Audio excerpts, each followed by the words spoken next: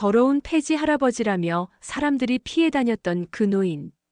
하지만 낡은 상자 속에서 발견된 태극모 공훈장이 밝혀낸 충격적인 진실. 그는 베트남 전쟁에서 500명을 구해낸 진짜 영웅이었습니다. 85세 할아버지와 8살 아이가 만들어낸 기적 같은 이야기가 지금 시작됩니다. 은빛 기록 구독과 좋아요, 알림 설정 부탁드립니다. 영상 제작에 많은 도움이 됩니다. 2025년 8월 폭염주의보가 열흘째 이어지던 그날이었습니다. 아스팔트에서 올라오는 아지랑이가 마치 지옥의 불꽃처럼 일렁이고 있었어요. 오후 2시 기온은 이미 38도를 넘어섰습니다.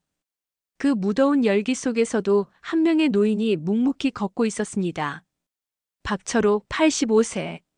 완전히 하얀 머리에 깊게 패인 주름, 등이 새우처럼 굽어 지팡이 없이는 걸을 수도 없는 몸이었어요. 하지만 그의 눈빛만은 또렷했습니다. 철호는 무거운 마대자루를 끌며 아파트 단지 사이 골목길을 천천히 걸었어요. 쓰레기 봉투에서 폐지를 골라내는 그의 손놀림은 능숙했습니다. 하루 종일 돌아다녀도 겨우 10,000원어치 정도였지만 그에게는 소중한 생계비였거든요. 어머, 또 왔네. 정말 지저분해 죽겠어. 지나가던 아주머니가 코를 막으며 중얼거렸습니다. 철호의 낡은 회색 셔츠에서는 땀 냄새와 함께 묘한 냄새가 났어요. 매일 씻지 못해서 생긴 냄새였죠. 엄마, 저 할아버지 왜 저래요? 아이를 데리고 가던 젊은 엄마가 아이의 손을 잡아 끌었습니다. 쳐다보지 마. 빨리 가자. 사람들은 철호를 마치 전염병 환자라도 되는 양피해 다녔어요. 하지만 철호는 아무 말도 하지 않았습니다. 그저 묵묵히 자신의 일을 할 뿐이었죠. 오후 4시가 되자 철호는 서둘러 집으로 향했습니다. 반지하 월세방이었어요. 습기가 차고 곰팡이 냄새가 나는 좁은 공간이었지만 그에게는 소중한 보금자리였습니다. 여보 왔어요? 침대에 누워있던 한 순자가 남편을 반겼습니다. 76세인 순자는 치매 초기 진단을 받은 지 벌써 1년이 넘었어요. 어떤 날은 철호를 알아보지 못할 때도 있었죠. 응, 순자야. 약 먹었어? 철호가 아내의 이마에 손을 얹으며 물었습니다. 순자의 얼굴이 평소보다 창백해 보였어요. 약값이 또 올랐대요, 여보. 순자가 작은 목소리로 말했습니다. 치매약과 당뇨약, 고혈압약까지 한 달에 30만 원이 넘었어요. 철호가 폐지를 주워버는 돈으로는 턱없이 부족한 금액이었습니다. 그때였어요. 밖에서 아이들의 웃음소리가 들려왔습니다. 새로 이사 온 가족이 있다고 들었는데 아마 그 집 아이인 것 같았어요. 철호는 창문 너머로 살짝 내다봤습니다. 8살 정도로 보이는 여자아이가 혼자 놀고 있었어요. 동그란 얼굴에 단발머리, 분홍색 티셔츠를 입은 아이였죠. 할아버지도 더우실 텐데. 아이가 혼잣말을 하며 자판기에서 음료수를 뽑아 들고는 철호가 사는 반지하 쪽으로 걸어왔습니다. 철호는 깜짝 놀라 창문에서 물러났어요. 아이가 자신에게 오는 게 아니길 바랐습니다. 사람들이 자신을 어떻게 보는지 너무 잘 알고 있었거든요. 하지만 예상과 달리 아이는 철호의 문 앞에 음료수를 살그머니 놓고는 총총 뛰어갔습니다. 문을 두드리지도 않고 아무 말도 하지 않은 채로 말이에요. 철구가 조심스럽게 문을 열어봤을 때 그곳에는 차가운 생수 한 병이 놓여 있었습니다. 그리고 작은 쪽지 하나. 할아버지, 더우니까 물 드세요. 마이너스 지수가. 철호의 눈가에 뜨거운 것이 흘러내렸습니다. 얼마나 오랜만에 받아보는 타인의 따뜻함이었을까요? 그런데 이상했어요. 이 작은 친절이 왜 이렇게 마음을 불안하게 만드는 걸까요? 마치 무언가 큰 변화의 전조처럼 느껴졌습니다. 다음 날 아침, 철호는 평소보다 일찍 일어났습니다. 순자가 밤새 기침을 해서 잠을 제대로 이루지 못했거든요. 아내의 상태가 점점 나빠지는 것 같아 걱정이 태산 같았어요. 여보, 오늘은 병원에 가봐야겠어요. 순자가 가슴을 움켜쥐며 힘겹게 말했습니다. 숨쉬기가 힘들어 보였어요. 철호의 가슴이 철렁 내려앉았습니다. 병원비가 또 나갈 텐데. 알았어, 순자야. 걱정 마. 철호는 애써 침착한 척했지만 속으로는 절망적이었어요. 통장 잔고는 10만 원도 안 남아 있었습니다. 오늘 폐지를 더 많이 주어야 했어요. 아침 일찍부터 철호는 마대자루를 메고 나섰습니다. 그런데 이상했어요. 어제 그 아이 지수가 아파트 화단 옆에 앉아 있는 거였습니다. 마치 철호를 기다리고 있었던 것처럼 말이에요. 할아버지, 안녕하세요. 지수가 밝게 인사했습니다. 철호는 당황했어요. 아이가 자신에게 이렇게 당당하게 다가온 건 처음이었거든요. 아, 안녕. 철호가 어색하게 대답했습니다. 지수는 전혀 꺼리는 기색 없이 철호 옆으로 다가왔어요. 할아버지, 매일 일찍 나가시네요. 어디 가세요? 폐지 주우러. 철호가 작은 목소리로 대답했습니다. 부끄러웠어요. 하지만 지수의 반응은 의외였습니다. 우와, 대단해요. 환경을 위해서 재활용하시는 거네요. 지수의 순수한 반응에 철호는 깜짝 놀랐습니다. 아이의 시각에서 보면 자신이 환경운동가였던 거예요. 할아버지, 저도 도와드릴까요? 안 돼. 위험해. 철호가 급하게 말렸습니다. 하지만 지수는 이미 작은 종이를 주어 철호의 마대자루에 넣고 있었어요. 두 사람이 함께 걷기 시작했습니다. 아니, 정확히는 지수가 혼자서 떠들고 철호가 듣는 형태였죠. 할아버지, 저 숙제가 있는데 도와주실 수 있어요? 수학 문제가 너무 어려워요. 지수가 가방에서 공책을 꺼냈습니다. 초등학교 2학년 수학 문제였어요. 철호가 슬쩍 들여다봤는데 이건 분수의 덧셈이구나. 철호가 자연스럽게 설명하기 시작했습니다. 먼저 분모를 같게 만들어야 해. 2분의 1 더하기 3분의 1은 분모를 6으로 맞추면 3분의 3 더하기 6분의 2가 되고 지수가 눈을 동그랗게 뜨며 철호를 바라봤습니다. 할아버지, 수학 선생님이세요? 철호는 당황했어요. 자신도 모르게 설명이 술술 나왔던 거예요. 하지만 금세 입을 다물었습니다. 아니야. 그냥 옛날에 조금 배운 거야.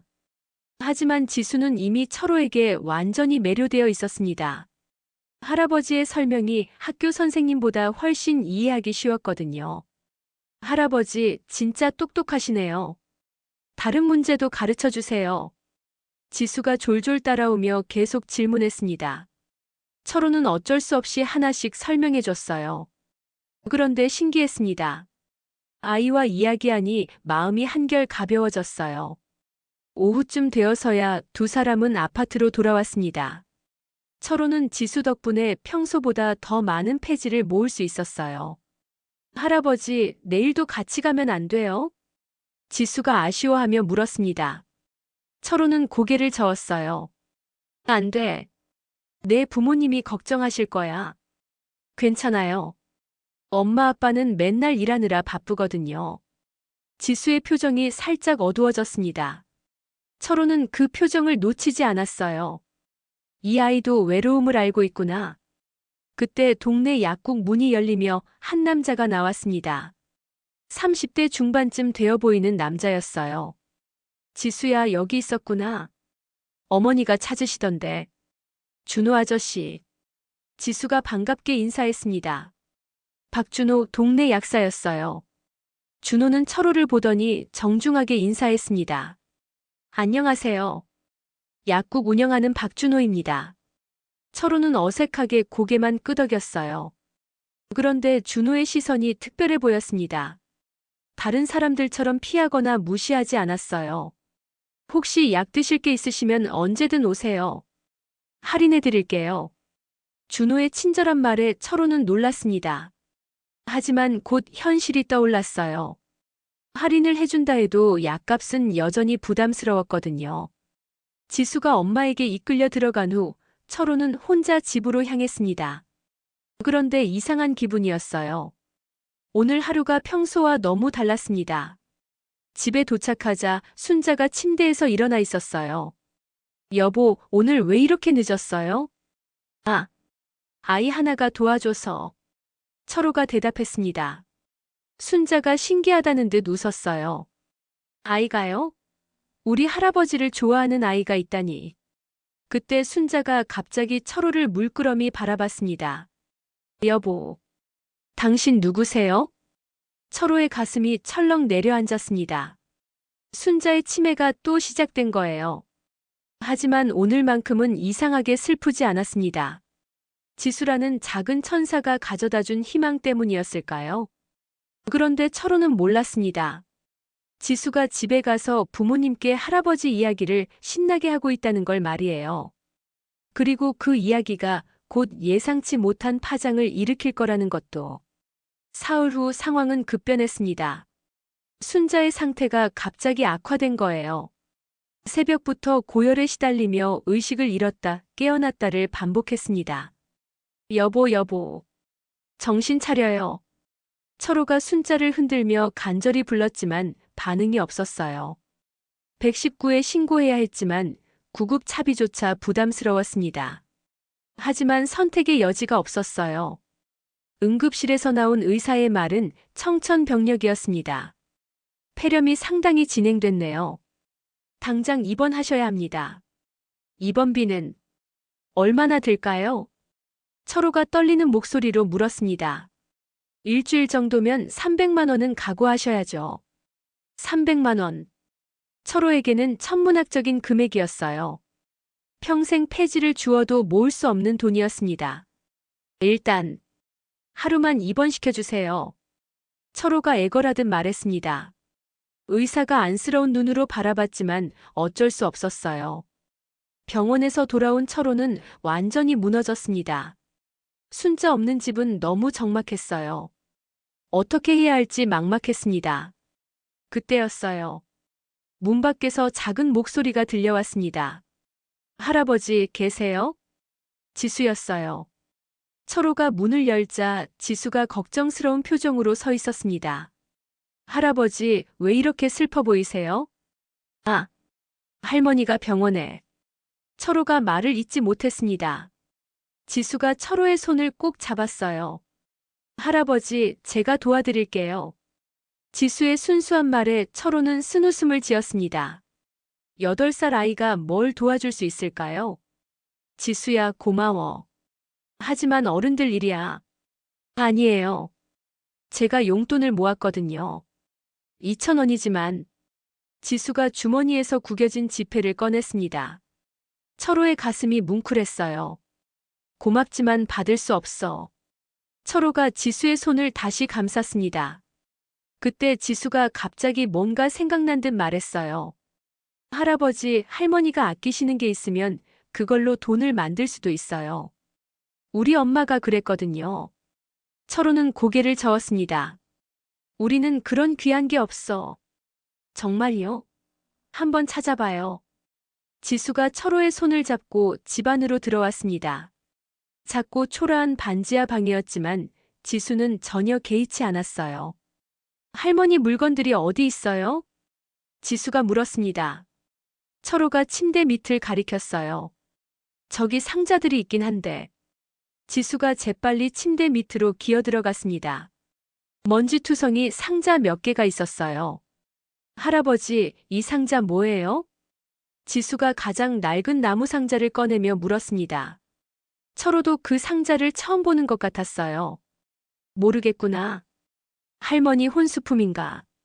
지수가 조심스럽게 상자를 열었습니다. 그 순간 둘 다 숨을 멈췄어요. 상자 안에는 낡았지만 반짝이는 훈장 하나가 들어 있었습니다. 태극 무늬가 새겨진 무공 훈장이었어요. 그리고 그 아래에는 흑백 사진들이 가지런히 정리되어 있었습니다. 할아버지, 이게 뭐예요? 지수가 작은 목소리로 물었습니다. 철호는 말을 잃었어요. 훈장을 집어들고는 한참을 바라봤습니다. 사진들을 하나씩 꺼내보니 더욱 놀라웠어요. 젊은 군인이 군복을 입고 찍은 사진들이었습니다. 그런데 그 군인의 얼굴이 젊은 시절의 철호와 똑같았어요. 에이, 이게 나야? 철호가 떨리는 목소리로 중얼거렸습니다. 기억이 조각조각 떠올랐어요. 베트남 전쟁, 그 끔찍했던 시절들. 지수가 사진 뒷면을 읽었습니다. 베트남 파견대 971년. 할아버지, 이게 할아버지세요? 철호는 대답할 수 없었어요. 너무 오래전 일이라 기억이 흐릿했습니다. 하지만 분명한 건 이 훈장과 사진들이 자신의 것이라는 거였어요. 그때 상자 맨 아래에서 낡은 신문 스크랩이 나왔습니다. 지수가 조심스럽게 펼쳤어요. 베트남 파견 부대원 민간인 500명 구조. 태극무 공훈장 수여. 지수가 읽다가 멈췄습니다. 신문에 실린 사진 속 젊은 군인이 분명히 철호였거든요. 할아버지. 할아버지가 영웅이었어요? 지수의 눈이 동그래졌습니다. 철호는 여전히 혼란스러웠어요. 왜 순자가 이런 걸 숨겨뒀을까? 왜 자신은 기억하지 못하는 걸까? 그때 갑자기 문이 열리며 준호가 들어왔습니다. 안녕하세요. 지수 어머니가 지수가 없어졌다고. 이게 뭐죠? 준호가 테이블 위에 훈장과 사진들을 보고는 깜짝 놀랐습니다. 에이, 이건 태극무공 훈장이잖아요. 정말 대단한 훈장인데. 준호의 말에 철호와 지수가 동시에 그를 바라봤습니다. 정말 대단한 거예요? 지수가 물었습니다. 준호가 고개를 끄덕였어요. 이건 베트남 전쟁에서 최고의 공훈을 세운 분들에게만 주는 훈장이에요. 정말 대단한 영웅이었다는 뜻이죠. 철호는 아직도 믿기지 않았습니다. 자신이 영웅이었다고요? 폐지나 줍는 더러운 노인이? 하지만 지수의 눈빛은 이미 달라져 있었어요. 존경과 경애가 가득한 눈빛이었습니다. 할아버지, 진짜 대단한 분이셨구나. 그 순간 철호는 깨달았습니다. 이 발견이 자신의 남은 인생을 완전히 바꿔놓을 거라는 걸 말이에요. 그런데 그게 과연 좋은 변화일까요? 나쁜 변화일까요? 그날 밤 철호는 잠을 이룰 수 없었습니다. 훈장을 손에 쥐고 계속 바라봤어요. 기억이 조각조각 되살아나고 있었거든요. 갑자기 머릿속에 총성이 울려 퍼졌습니다. 쾅쾅쾅. 그리고 아이들의 울음소리. 아빠, 아빠. 베트남 아이들이 자신에게 매달리며 울고 있었어요. 9071년 27살의 박철호는 그곳에 있었습니다. 기억이 홍수처럼 밀려왔어요. 당시 철호는 베트남 파견 부대의 소대장이었습니다. 전투가 아닌 민간인 보호가 주 임무였어요. 하지만 전쟁터에서 민간인과 적군을 구분하는 건 불가능에 가까웠습니다. 소대장님, 마을에 적군이 숨어 있다는 정보가 있습니다. 부하가 보고했습니다. 상부에서는 마을 전체를 소탕하라는 명령이 내려왔어요. 하지만 철호는 달랐습니다. 아니다. 민간인이 있을지도 모른다. 직접 확인해보자. 철호는 혼자서 마을로 들어갔습니다. 목숨을 걸고 말이에요. 마을에는 정말로 민간인들이 숨어 있었습니다. 노인들과 여자들, 그리고 수십 명의 아이들이었어요. 모두 공포에 떨고 있었습니다. 괜찮습니다. 안전한 곳으로 대피시켜 드릴게요. 철호가 서툰 베트남어로 말했습니다. 하지만 사람들은 믿지 않았어요. 미군들을 너무 많이 봤거든요. 그때 한 아이가 철호에게 다가왔습니다. 지수와 비슷한 나이의 여자아이였어요. 아저씨, 우리 죽지 않아요? 아이의 맑은 눈동자를 본 순간 철호는 결심했습니다. 이 사람들을 반드시 구하겠다고. 하지만 문제가 있었어요. 적군이 정말로 마을 근처에 숨어 있었던 거예요. 그들은 민간인들을 인간 방패로 쓰려고 했습니다. 소대장님, 위험합니다. 철수하세요. 무전기에서 부하들의 목소리가 들려왔어요. 하지만 철호는 포기할 수 없었습니다.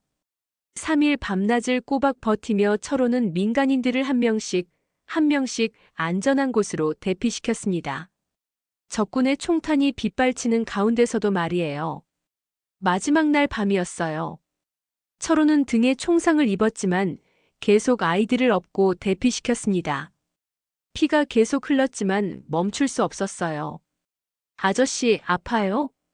마지막으로 구출한 아이가 철호의 상처를 보며 물었습니다. 철호가 웃으며 대답했어요. 안 아파. 너희가 안전하면 안 아파. 결국 철호는 500여 명의 민간인을 모두 구해냈습니다. 하지만 그 과정에서 큰 부상을 입었어요. 머리에 파편이 박혀 기억장애가 생겼던 거였습니다. 철호가 깨어났을 때는 이미 한국의 병원이었어요. 의사가 말했습니다. 기억 상실이 있을 수 있습니다.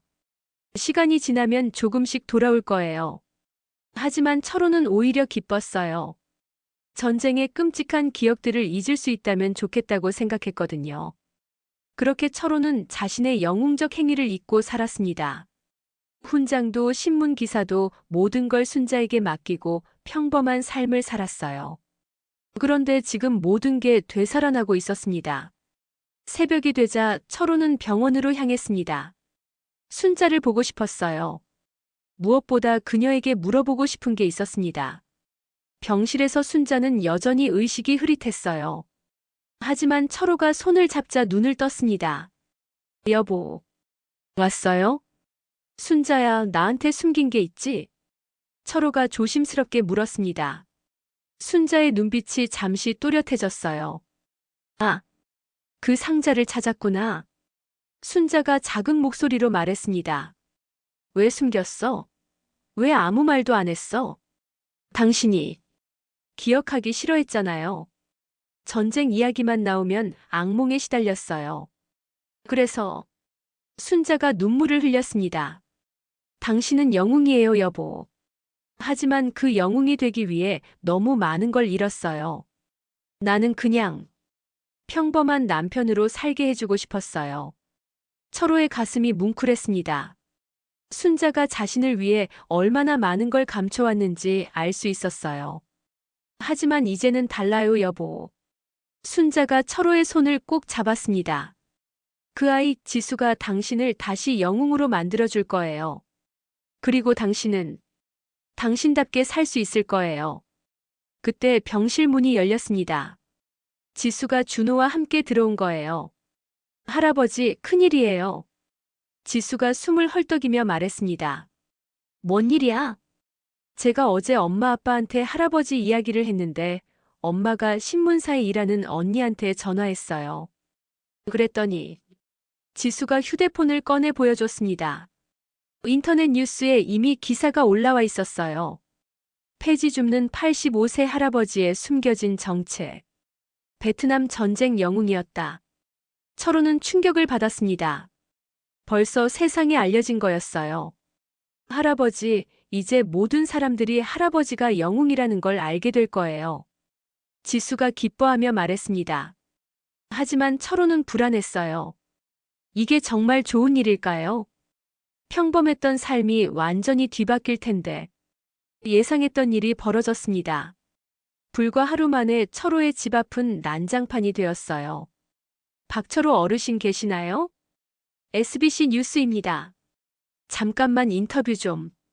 KBS 시사 프로그램에서 왔습니다. 기자들이 몰려들었어요. 카메라와 마이크가 반지하 입구를 가득 메웠습니다. 철호는 집안에서 떨고 있었어요. 이럴 줄 알았으면. 철호가 후회스럽게 중얼거렸습니다. 하지만 이미 늦었어요. 인터넷에는 그의 이야기가 실시간으로 퍼져나가고 있었거든요. 댓글들이 쏟아졌습니다. 진짜 대한민국의 자랑이다. 이런 분이 폐지를 주우며 사신다니. 국가가 나서야 한다. 하지만 악플도 만만치 않았어요. 또 관종짓이네. 진짜인지 확인했나? 요즘 가짜뉴스 많은데. 철호는 스마트폰을 볼 줄 몰랐지만 준호가 보여주는 반응들을 보니 머리가 어지러웠어요. 할아버지, 나가서 인터뷰 한번 해보세요. 준호가 권했습니다. 싫어. 나는 그런 거 안 해. 철호가 단호하게 거절했어요. 그때 지수가 창문 너머로 소리쳤습니다. 기자 아저씨들, 할아버지는 지금 할머니 간병하느라 바쁘다고요. 지수의 말에 기자들이 웅성거렸어요. 아픈 아내를 돌보는 영웅이라니 더욱 감동적인 스토리였거든요. 오후쯤 되자 상황은 더욱 심각해졌습니다. 구경꾼들까지 몰려들기 시작한 거예요. 저기가 그 할아버지가 사는 곳이래. 정말 초라하네. 영웅이 이렇게 살다니. 사진 찍자, 사진. 사람들이 휴대폰으로 철호의 집을 찍어댔어요. 철호는 마치 동물원의 원숭이가 된 기분이었습니다. 그런데 더 충격적인 일이 벌어졌어요. 정부에서 사람이 온 거였습니다. 보훈처에서 나왔습니다. 정장을 입은 공무원이 명함을 내밀었어요.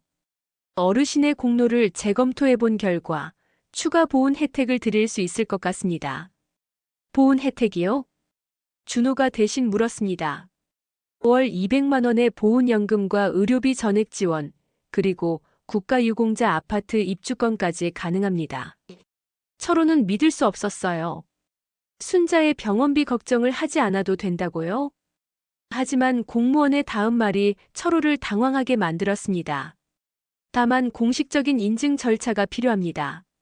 언론 인터뷰와 기념식 참석 등이 포함되어 있어요. 언론 인터뷰요? 네, 국정홍보처에서 좋은 소식을 국민들과 나누고 싶어 하십니다.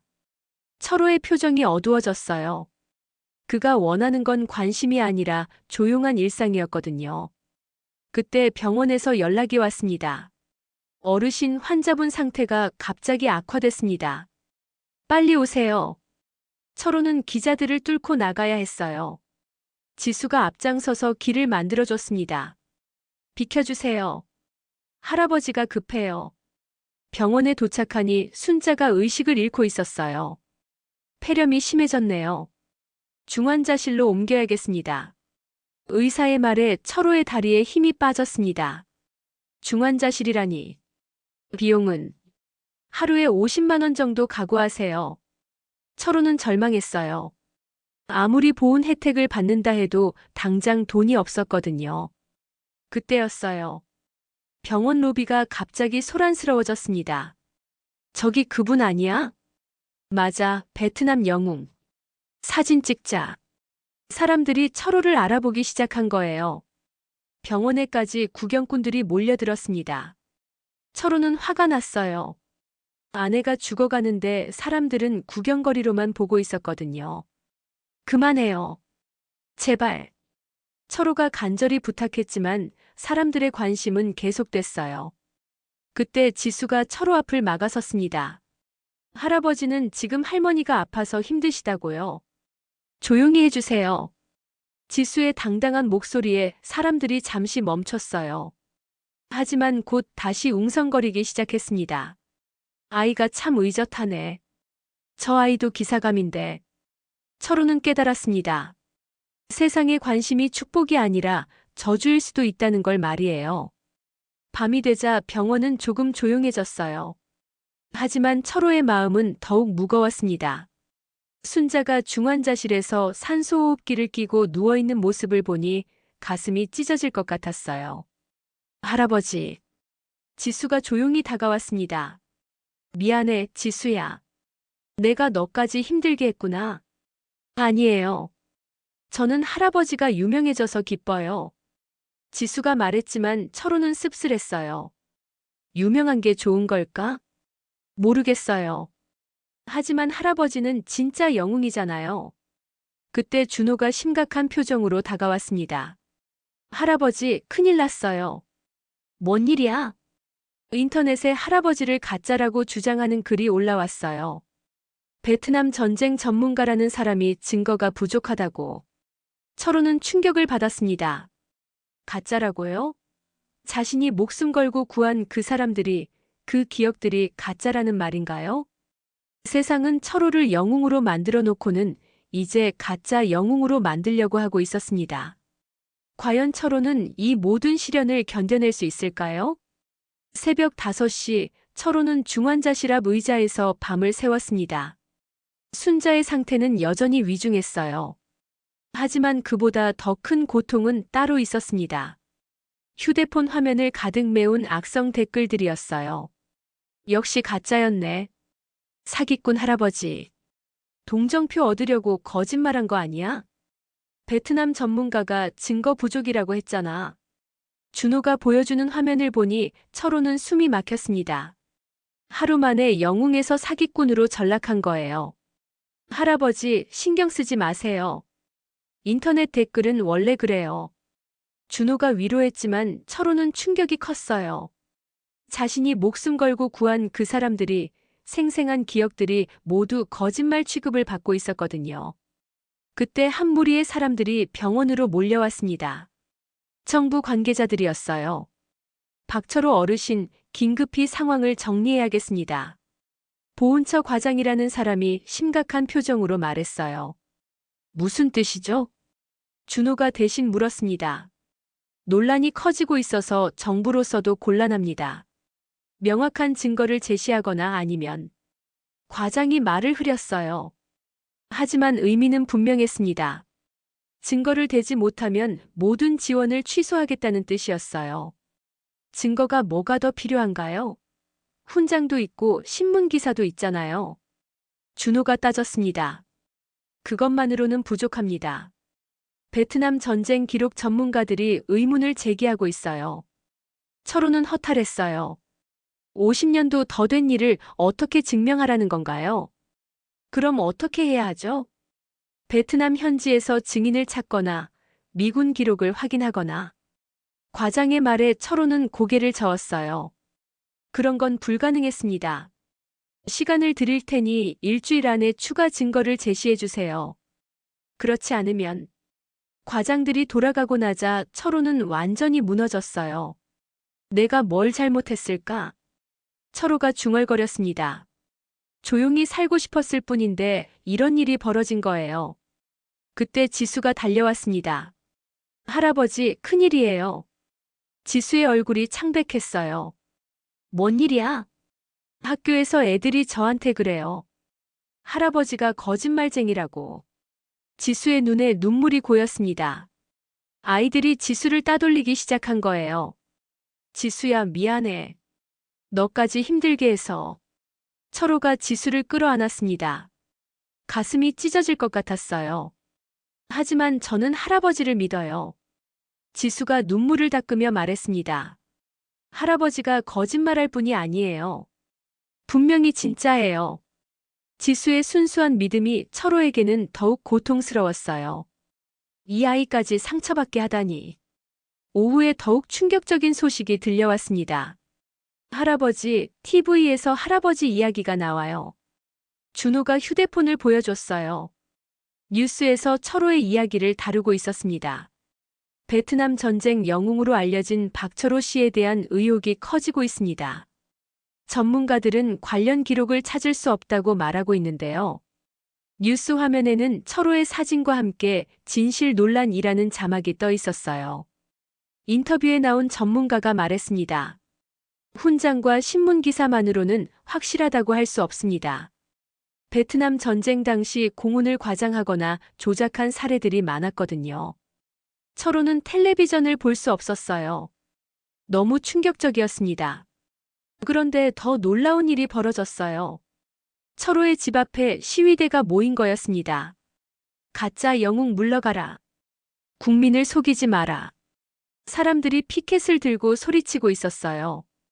며칠 전까지만 해도 영웅이라고 떠받들던 사람들이었는데 말이에요.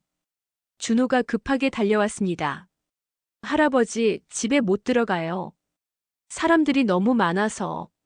철호는 절망했어요. 집도 없고 아내는 죽어가고 세상 모든 사람이 자신을 의심하고. 그때 순자가 깨어났습니다. 여보, 무슨 일이에요? 왜 이렇게 어두운 얼굴을? 순자가 약한 목소리로 물었어요.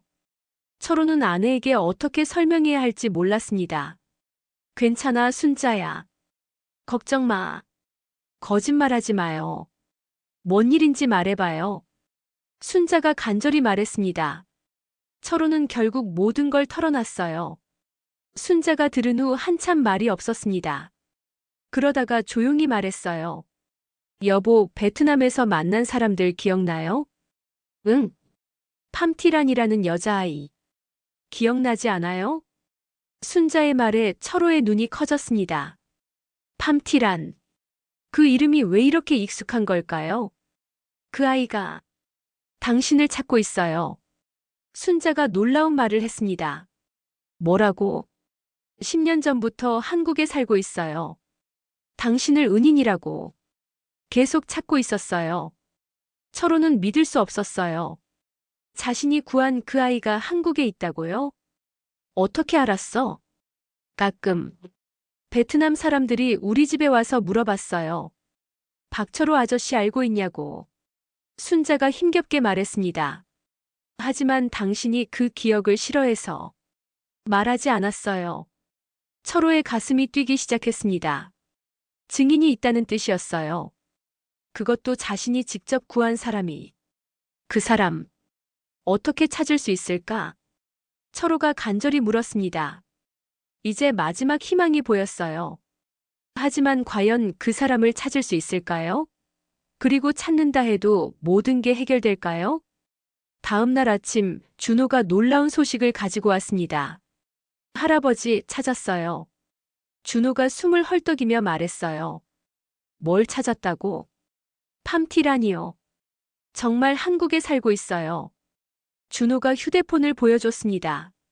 베트남 커뮤니티 사이트에 올라온 글이었어요. 박철호 아저씨를 찾습니다. 1971년 베트남에서 저를 구해주신 한국 군인입니다. 글 아래에는 중년 여성의 사진이 있었어요. 얼굴에는 세월의 흔적이 있었지만 눈빛만은 그때 그 아이와 똑같았습니다. 이분이에요, 할아버지. 서울 가리봉동에서 식당을 운영하고 있대요. 철호의 손이 떨렸어요. 정말 그 아이가 살아있었구나. 지금 당장 만나러 가요.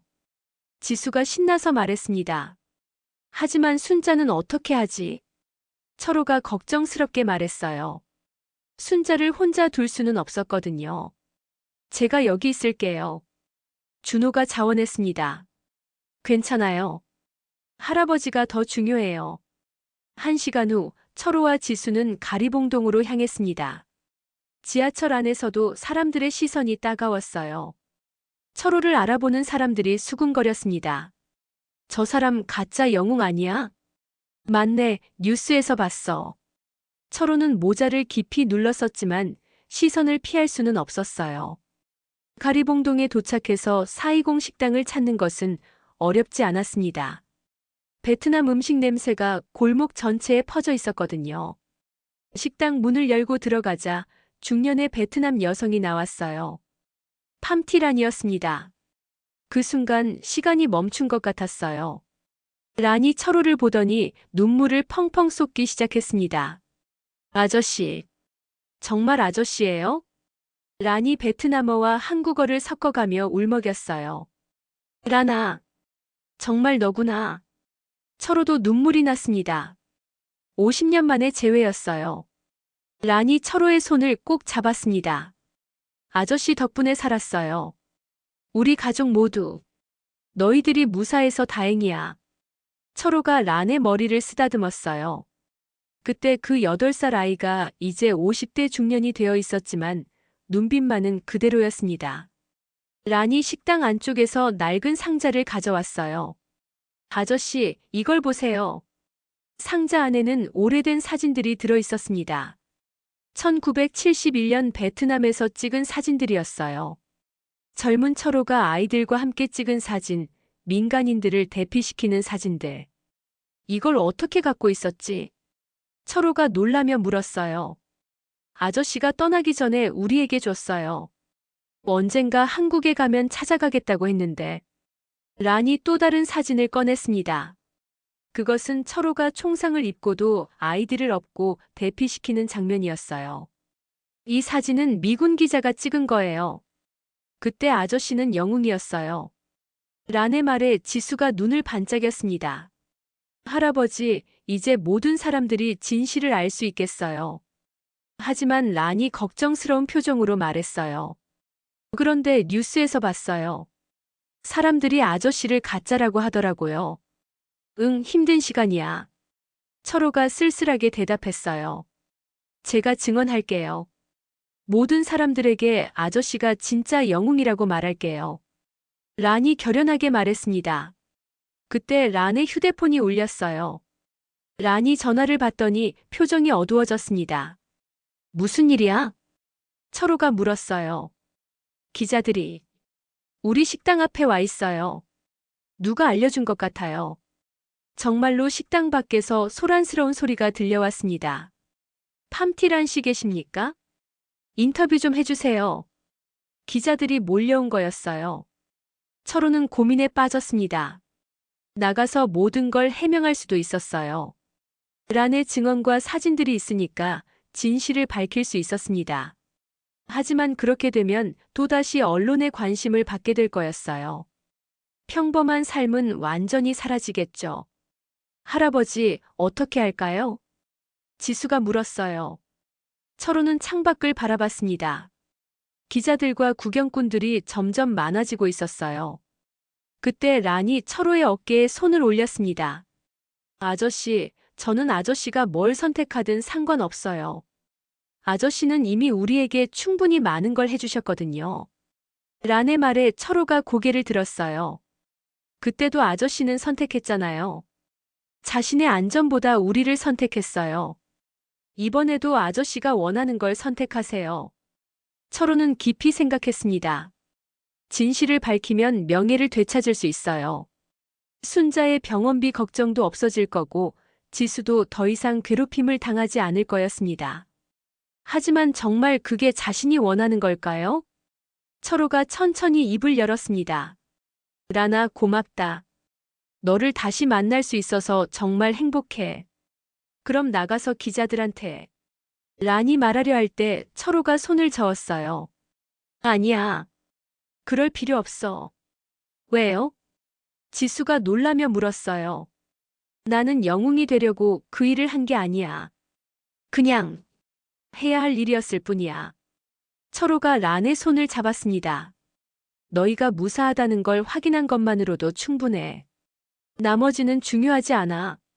하지만 할아버지. 지수야, 진짜 영웅은 사람들이 알아주지 않아도 묵묵히 자신의 일을 하는 사람이야. 철호가 지수를 보며 말했습니다. 나는 그냥 순자와 함께 조용히 살고 싶어. 그게 내가 원하는 행복이야. 그때 식당 뒷문으로 나갈 수 있다는 란의 제안에 철호는 고개를 끄덕였어요. 세상이 원하는 영웅이 아니라 자신이 원하는 삶을 선택한 거였습니다. 과연 이 선택이 옳은 걸까요? 한 달이 지났습니다. 언론의 관심은 다른 곳으로 옮겨갔어요. 철호에 대한 진실 논란도 어느새 사람들의 기억 속에서 사라져갔습니다. 세상은 빠르게 돌아가니까요. 철호는 다시 예전처럼 폐지를 주우며 살고 있었어요. 하지만 예전과는 조금 달랐습니다. 할아버지, 안녕하세요. 동네 사람들이 먼저 인사를 건넸어요. 더 이상 피하지 않았습니다. 설령 철호가 영웅이 아닐지라도 그는 여전히 아픈 아내를 돌보는 성실한 할아버지였거든요. 할아버지, 오늘도 도와드릴게요. 지수가 학교에서 돌아오면 꼭 철호를 찾았어요. 아이들의 놀림도 이제 신경 쓰지 않았습니다. 지수에게는 철호가 세상에서 가장 멋진 할아버지였거든요. 지수야, 오늘 숙제는 뭐야? 과학 숙제요. 식물이 자라는데 필요한 게 뭔지 쓰는 거예요. 그건 쉽지. 햇빛과 물 그리고 사랑이요. 지수가 먼저 대답했어요. 사랑? 네, 할아버지가 할머니 돌보는 거 보니까 사랑이 제일 중요한 것 같아요. 철호가 웃었습니다. 지수는 정말 똑똑한 아이였어요. 오후에 병원에 갔을 때 순자의 상태는 많이 좋아져 있었습니다. 여보, 오늘은 좀 어때? 많이 좋아졌어요. 의사 선생님이 곧 퇴원할 수 있을 거라고 하던데요. 순자의 말에 철호는 안도했어요. 병원비가 걱정이었지만 준호와 몇몇 동네 사람들이 도와줘서 어떻게든 버텨낼 수 있었습니다. 그런데 여보, 후회 안 해요? 순자가 갑자기 물었어요. 뭐? 그때 진실을 밝히지 않은 거요. 명예도 되찾고 돈도 받을 수 있었잖아요. 철호는 순자의 손을 잡으며 말했어요. 하나도 후회 안 해. 지금이 더 행복해. 정말이었어요. 시끄러운 관심도 없고 기자들도 없고 그냥 평범한 일상이었지만 철호는 만족했습니다. 당신은 정말 바보예요. 순자가 웃으며 말했어요. 하지만 그런 바보가 좋아요. 그때 병실 문이 열리며 뜻밖의 방문객이 들어왔습니다. 란이었어요. 안녕하세요, 아저씨. 란이 정중하게 인사했어요. 손에는 큰 봉투를 들고 있었습니다. 란아, 어떻게 여기를? 병원 물어보니까 금방 찾을 수 있더라고요. 란이 봉투를 내밀었어요. 이게 뭐야? 그때 사진들 복사한 거예요. 아저씨가 간직하셨으면 해서. 봉투 안에는 베트남에서 찍은 사진들과 함께 편지의 한 통이 들어 있었어요. 이 편지는 저희들이 쓴 거예요. 아저씨 덕분에 살아남은 사람들이 모두. 편지에는 베트남어와 한국어로 감사 인사가 적혀 있었어요. 모두 철호가 구한 사람들이었습니다. 아저씨는 우리에게 영원한 영웅이에요. 란이 눈물을 글썽이며 말했어요. 세상이 알아주지 않아도 상관없어요. 우리가 기억할게요. 철호의 가슴이 뜨거워졌어요. 이런 인정이면 충분했습니다. 란이 돌아간 후 순자가 말했어요. 여보, 우리 참 복받은 사람들이네요. 왜? 이렇게 좋은 사람들을 만났잖아요. 지수도 그렇고 준호도 그렇고 란이도. 철호는 고개를 끄덕였어요. 정말 그랬습니다. 저녁 무렵 철호는 지수와 함께 집으로 돌아왔어요. 반지하 월세방이지만 이제는 따뜻한 보금자리였습니다. 할아버지, 저 내일 학교에서 발표해요. 무슨 발표? 존경하는 사람에 대해서요. 저는 할아버지에 대해 발표할 거예요. 지수가 신나게 말했어요. 나에 대해서? 왜? 할아버지는 진짜 영웅이거든요.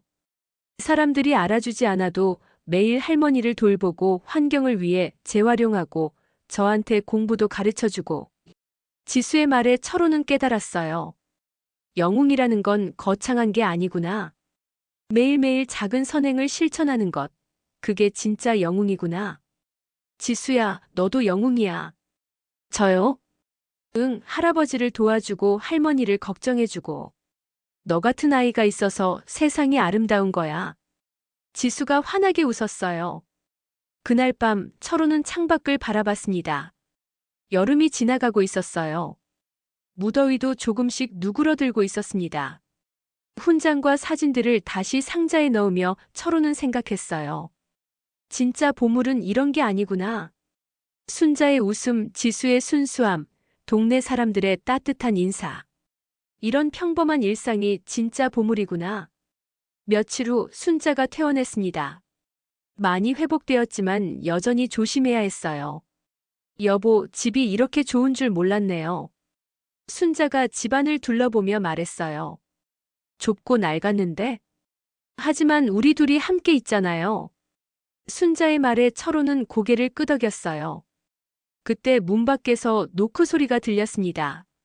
할아버지, 할머니 계세요? 지수의 목소리였어요. 문을 열자 지수가 케이크를 들고 서 있었습니다. 할머니 퇴원 축하해요. 지수 뒤에는 준호도 있었어요. 우리끼리 조촐하게 축하 파티하자고 지수가 그러더라고요. 준호가 웃으며 말했어요. 작은 반지하 방에서 네 사람이 둘러앉아 케이크를 나눠 먹었습니다. 거창하지는 않았지만 정말 행복한 시간이었어요. 할아버지, 이제 다시 같이 폐지 주우러 가요. 지수가 말했어요. 그래, 우리 지수가 도와주면 든든하지. 철호가 지수의 머리를 쓰다듬었습니다. 그렇게 철호의 여름이 지나갔습니다.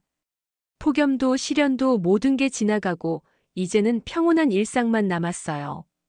사람들은 철호를 영웅이라고 부르지 않았습니다. 하지만 그게 중요한 게 아니었어요. 철호에게는 순자와 지수, 그리고 따뜻한 이웃들이 있었거든요. 진짜 기적은 거창한 게 아니었습니다. 매일 아침 일어나서 사랑하는 사람들과 함께 보내는 평범한 하루하루. 그게 바로 철호가 찾은 여름날의 기적이었습니다. 오늘의 사연 재미있게 들으셨나요? 만약 여러분이 박철호 할아버지였다면 어떤 선택을 하셨을까요? 명예와 인정을 택하셨을까요? 아니면 평범한 행복을 선택하셨을까요? 댓글로 여러분의 생각을 들려주세요. 내일은 더 재미있는 은빛 기록으로 찾아뵙겠습니다. 잊지 말고 구독과 좋아요, 알림 설정 부탁드립니다. 영상 제작에 많은 도움이 됩니다.